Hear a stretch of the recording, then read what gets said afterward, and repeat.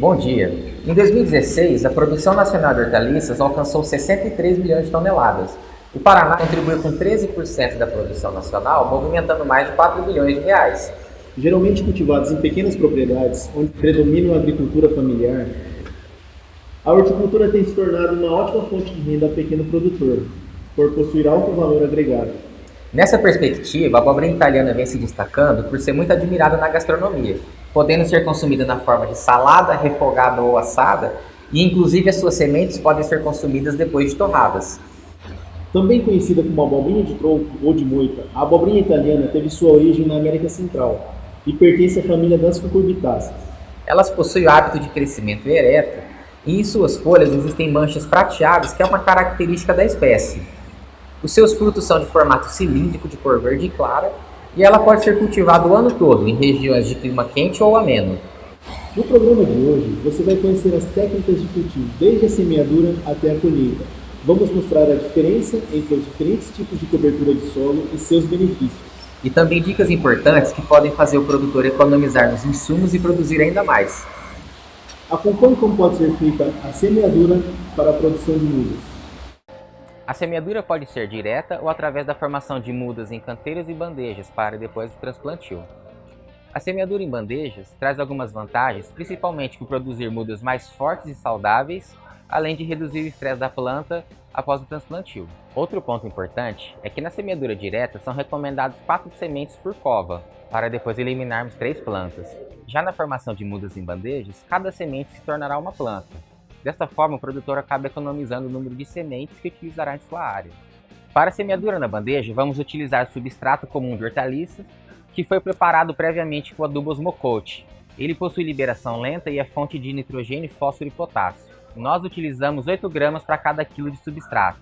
Depois de misturar o substrato com o adubo, nós vamos colocá-lo na bandeja de 128 células e com a ajuda de um lápis vamos fazer buracos a 1,5 cm de profundidade, onde serão colocadas as sementes.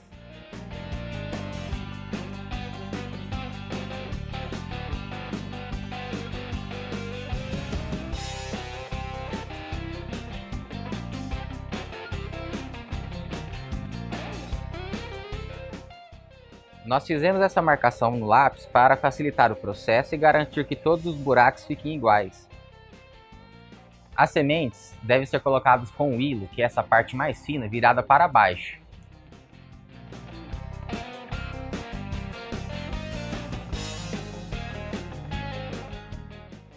Feito isso, vamos colocar mais substrato para fechar os buracos.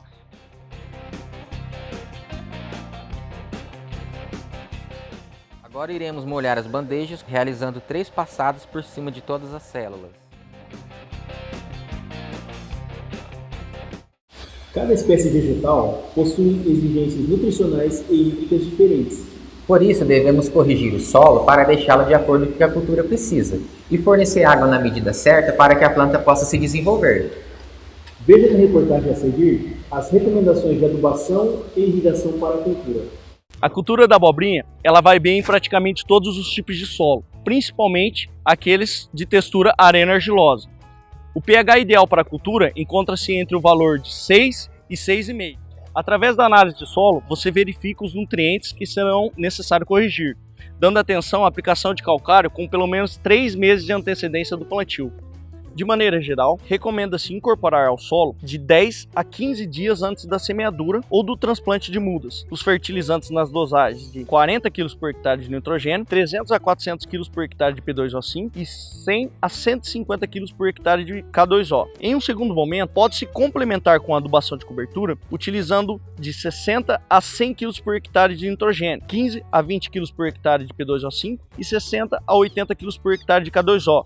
Divididos em 2 ou 3 aplicações, sendo a primeira no momento do transplantio das mudas e as demais aplicações devem ser a cada 15 dias. O nosso canteiro modelo já estava sendo cultivado com couve chinesa e para a implantação da cultura foi feita uma análise de solo e as suas respectivas correções. Por isso, não iremos fazer calagem nem adubação corretiva, pois os nutrientes estão equilibrados. O que faremos é uma adubação de base com cerca de 15 dias antes do transplantio. Será utilizado composto orgânico que atenderá à demanda tanto de nitrogênio e de potássio e que será complementado ainda com um superfosfato simples. As adubações de cobertura serão feitas em 2 etapas. A primeira etapa corresponde a 30% da adubação total, com 220 gramas de nitrato de potássio e 160 gramas de ureia. A segunda etapa corresponde a 70% da adubação total, com 511 gramas de nitrato de potássio e 375 gramas de ureia.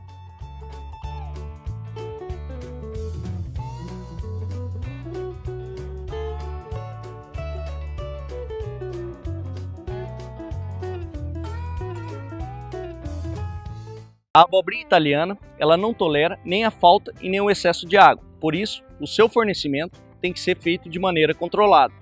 O fornecimento de água ele deve ser regular, principalmente na fase de formação dos frutos. É muito importante que a irrigação permaneça durante o período da colheita, pois a falta de água pode gerar a deformação dos frutos. Existem diversos sistemas de irrigação disponíveis para a horticultura. O mais recomendado nesse caso é o sistema por gotejamento. Entre os métodos mais comuns, a irrigação por gotejamento é a mais eficiente no uso da água, contribuindo para o uso racional deste recurso. Outra vantagem das fitas gotejadoras é que elas realizam o molhamento do solo próximo às raízes, evitando o contato da água com a folha e com o fruto, o que diminui a incidência de doenças de parte aérea. Nós vamos utilizar a irrigação por gotejamento com 2 fitas gotejadoras por canteiro. Para sabermos por quanto tempo irrigar, devemos realizar os cálculos que levam em consideração a profundidade das raízes, a textura do solo, as exigências da cultura, o tamanho do canteiro, a eficiência e a vazão das fitas gotejadoras. Desta forma, esse sistema deverá ficar ligado por 1 hora e 35 minutos por dia para suprir as necessidades hídricas da cultura. Você já ouviu falar de coberturas do solo? De maneira geral, essa é uma prática que traz muitos benefícios para quem cultiva hortaliças. Vamos conhecer um pouco mais sobre essa prática? O uso de cobertura no solo tem se tornado uma prática cada vez mais comum no cultivo de hortaliças. De origem vegetal ou industrial, a cobertura no solo pode ser um fator determinante para o aumento de produção e qualidade do produto, além de facilitar a colheita e a comercialização, pois o produto, por não ficar encostado ao solo, é mais limpo e sadio. Muitos materiais vêm sendo utilizados para esta finalidade, desde restos culturais de diversas espécies até filmes plásticos também conhecidos como mulching. Com o uso da cobertura, podemos interferir nas características físicas, químicas e biológicas do solo, favorecendo assim a cultura de interesse. Entre os benefícios, podemos destacar um melhor controle da temperatura do solo, a menor evaporação da água, a proteção contra os processos erosivos, a diminuição da compactação do solo e um maior controle das plantas daninhas, reduzindo o uso de herbicidas. Desta forma, criamos condições favoráveis para o desenvolvimento da planta, reduzindo os impactos ambientais. Os restos culturais acrescentam matéria orgânica no sistema. São fontes de nutrientes que aos poucos são liberados conforme ocorre a sua decomposição.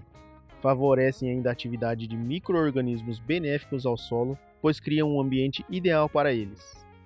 Diferentes cores de mulching podem ser encontradas no mercado: preta, branca, prata, azul, vermelha, entre outras. Estudos mostram que diferentes cores de mulching podem provocar diferentes respostas nas plantas. O objetivo deste trabalho é avaliar os efeitos de diferentes tipos de cobertura de solo na produção de abobrinha italiana.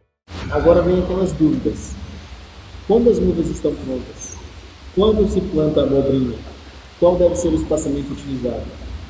Veja essas e outras informações sobre a implantação da cultura em nossa próxima matéria. Já se passaram 17 dias desde a semeadura. As mudas estão com as primeiras folhas verdadeiras, sendo este o momento ideal de transplantá-las no local definitivo.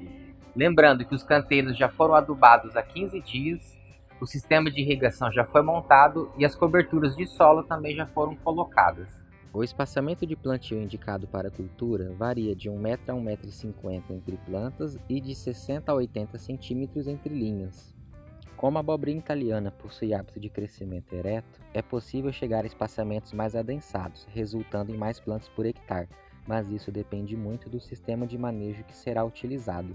Nós vamos utilizar o espaçamento de 1 metro entre plantas e 60 centímetros entre linhas, no arranjo triangular. Esse arranjo permite que as plantas fiquem melhor distribuídas e possibilita o aumento de até 15% no número de plantas na área.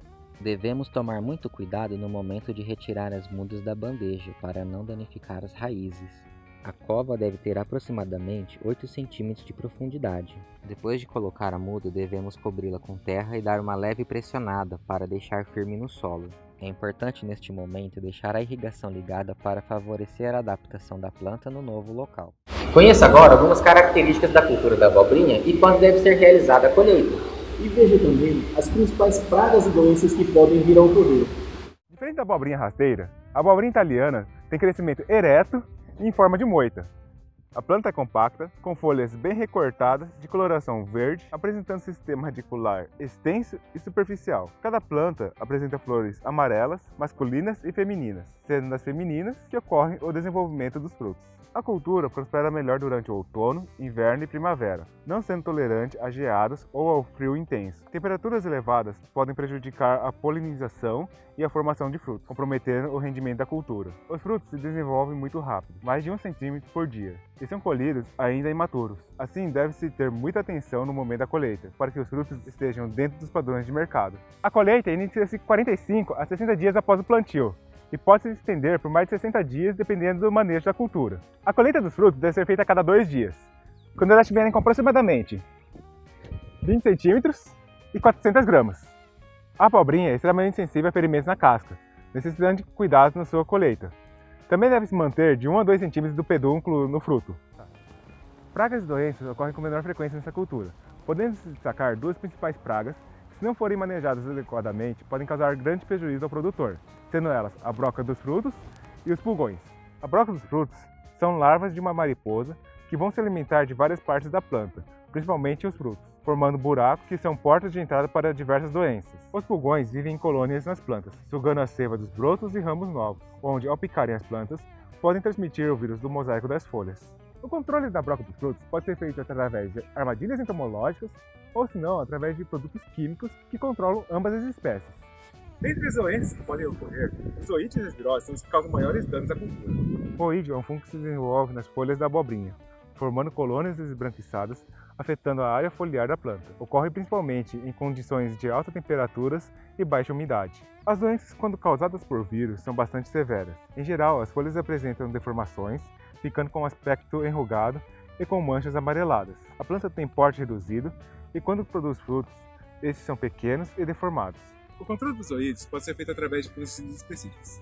Já para as doenças virulentas, recomenda-se o controle dos insetos vetores e a eliminação das plantas infectadas. Vamos agora acompanhar os resultados obtidos.